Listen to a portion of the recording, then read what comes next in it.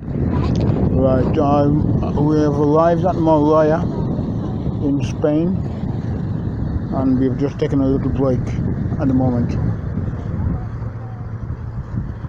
And I've decided simply to listen to the waves crashing against the wall.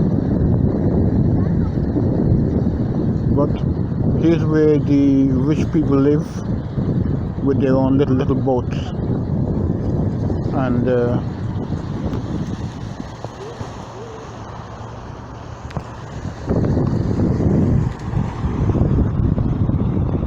this is entirely different to Benidorm. It's quieter, a little bit more secluded. Moraya. Okay,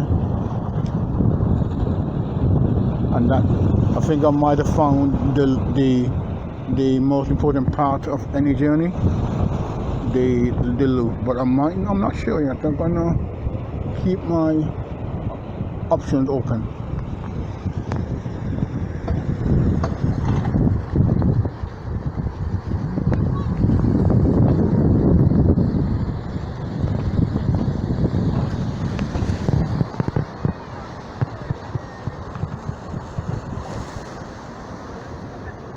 Okay, that will be it for now.